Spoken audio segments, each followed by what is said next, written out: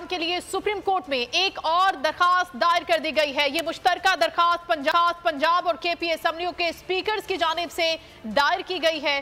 दोनों दरखास्त गुजारों में पंजाब और केपी असेंबलियों के अरकान भी शामिल हैं। तैयब बलोच से मजीद जानेंगे दरखास्त के बारे में। जी तैयब, बताइएगा।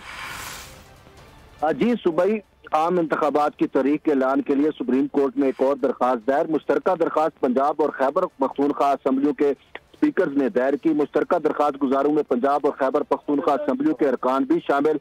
सुप्रीम कोर्ट सूबाई गवर्नर को इंतखाबात की तारीख के ऐलान का हुक्म दें, ये इस्तदा की गई है।